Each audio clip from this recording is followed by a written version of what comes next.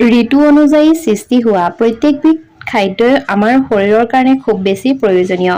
শীতকালত উৎপাদন হোৱা খাদ্যসমূহৰ ভিতৰত এবিধ অন্যতম খাদ্য হৈছে কাঠআলু। বিশেষকৈ মাঘ বিহু অহাৰ লগে লগে বজাৰত উপলব্ধ হৈ পৰে এই কাঠআলু। কিয়নো মাঘৰ বিহুত কাঠ আলু খোৱাৰ পৰম্পৰা অসমীয়া সমাজত অতীজৰে পৰা মানি আহিছে। সেয়েহে মাঘৰ বিহু বুলিলে কাঠ আলুৰ প্ৰাসংগিক হৈ পৰে। আপুনি বাৰু কাঠ আলু খাই ভাল পায়নে? চিকিৎসকসকলৰ অনুসৰি কাঠআলুৱে আমাৰ স্বাস্থ্যত থকা বিভিন্ন ধৰণৰ বেমাৰ আজাৰ আঁতৰাব পাৰে। মানুহৰ শৰীৰত ৰোগ প্ৰতিৰোধ ক্ষমতা বৃদ্ধি কৰাত এই কাঠআলুৱে খুব বেছি সহায় কৰে, কিয়নো কাঠআলুত প্ৰচুৰ পৰিমাণে ভিটামিন চি থাকে, যিয়ে সহজতে শৰীৰটোক ৰোগৰ পৰা ৰক্ষা কৰাৰ লগতে কাঠআলুত থকা আহৰ পৰিমাণে ফলত মানুহৰ হজম শক্তি উন্নত কৰাত সহায় হয়। কাঠআলু খালে মানুহৰ শৰীৰত শক্তি বৃদ্ধি পায়। শৰীৰত কলেষ্ট্ৰলৰ পৰিমাণ নিয়ন্ত্ৰণ কৰাৰ ক্ষেত্ৰতো সহায়ক হয় কাঠআলু। ইয়াৰ উপৰিও কাঠআলুৱে মানুহৰ হৃদৰোগৰ সমস্যা সমাধান কৰাত সহায় কৰাত সমান্তৰালভাৱে উচ্চ ৰক্তচাপ নিয়ন্ত্ৰণ কৰাতো সহায় কৰে। মানুহৰ কোষ্ঠকাঠিন্য সমস্যা দূৰ কৰাত সহায় কৰে কাঠআলুৱে। মানুহৰ ছাল মসৃণ কৰাত বিশেষভাৱে সহায় কৰে কাঠআলুৱে। সেয়েহে ছালৰ যতন লোৱা বেছিভাগেই কাঠআলু ব্যৱহাৰ কৰা দেখা যায়। মাঘ বিহুৰ ওচৰ চপাৰ লগে লগে অসমৰ গাঁৱে ভূঞে কাঠআলু খান্দি বজাৰত বিক্ৰী কৰিবৰ কাৰণে সাজু হৈ পৰে খেতিয়কসকল। এইখিনিতে আপোনালোকক কাঠআলুৰ কেইটামান উপকাৰিতাৰ বিষয়ে জনাব বিচাৰিছো। প্ৰথমটি হৈছে ছালৰ বিকাৰ।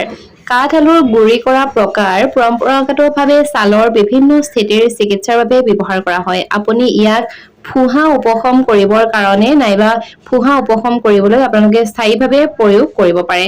দ্বিতীয়তে হৈছে চকুৰ বিভিন্ন বিকাৰ। বিভিন্ন ধৰণৰ চকুৰ ৰোগ যেনে চকুৰ ৰোগ নিৰাময় কৰা নাইবা প্ৰতিৰোধ কৰাৰ ক্ষেত্ৰতো আপোনালোকে কাঠআলু খাব পাৰে।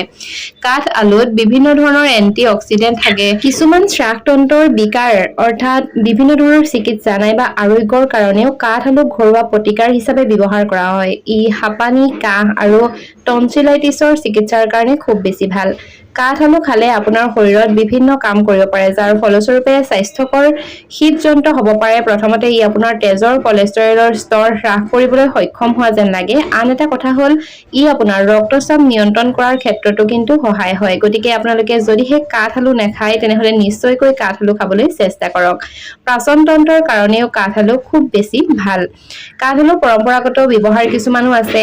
চীনত ডিঙিৰ ফুলা নাইবা ডিঙিৰ বিষ আৰু বিষাক্ত সৰ্পদংশনৰ প্ৰতিকাৰ হিচাপে আভ্যন্তৰীণ আৰু বাহ্যিকভাৱে কণ্ড ব্যৱহাৰ কৰা হয়।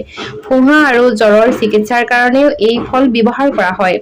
বাহ্যিকভাৱে পোলটিছ হিচাপে ব্যৱহাৰ কৰা হয় নাইবা ঘাঁ, উতলা আৰু প্ৰদাহৰ চিকিৎসাৰ কাৰণেও এই কাঠআলু ব্যৱহাৰ কৰা হয়। ভাৰতত কাঠআলুক মূলনাশক বুলি গণ্য কৰা হয় আৰু ডায়েৰিয়া আৰু হেমৰইডৰ প্ৰতিকাৰ হিচাপে কাঠআলু ব্যৱহাৰ কৰা হয়। যিকোনো বিষত সকাহ দিবৰ কাৰণে কাঠআলু উপকাৰী। আনকি হাড় ভঙাৰ ক্ষেত্ৰতো কাঠআলু খুব বেছি ভাল। ফুঁহাবোৰৰ চিকিৎসাৰ বাবে গুৰি কৰা শিপা বাহ্যিকভাৱে আপোনালোকে প্ৰয়োগ কৰিব পাৰে। কলেষ্ট্ৰল আৰু ৰক্তচাপ হ্ৰাস কৰাৰ ক্ষেত্ৰত কাঠআলু ভাল। লগতে জণ্ডিছ, হালধীয়া জ্বৰ হিচাপেও পৰিচিত চিকিৎসা কৰাৰ ক্ষেত্ৰত ই কাঠআলু খুব বেছি উপকাৰী। কাঠআলুৰ পাত হৈছে চকুৰ বিভিন্ন ধৰণৰ ৰোগৰ কাৰণে এক কাৰ্যকৰী নিৰাময়।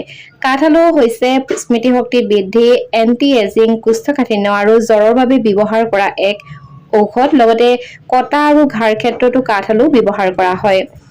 কাঠআলুবোৰ ভালদৰে সিজাই ইয়াক আপোনালোকে খাব পাৰে নাইবা কাঠআলু ভজা, কাঠআলু সিজাই নাইবা বিভিন্ন ধৰণে খাদ্য ব্যঞ্জন ৰান্ধিও আপোনালোকে কাঠআলু খাব পাৰে।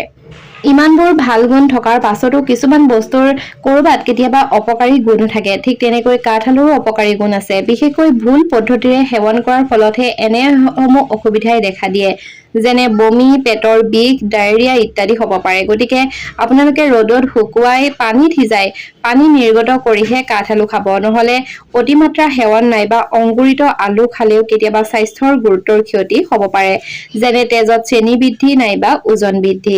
ভিডিঅ'টো খুবেই গুৰুত্বপূৰ্ণ। নিশ্চয়কৈ আপোনাৰ বন্ধুবৰ্গৰ লগত আজিৰ এই ভিডিঅ'টো শ্বেয়াৰ কৰিব। লগতে ভিডিঅ'টোত এটা লাইক কৰিব।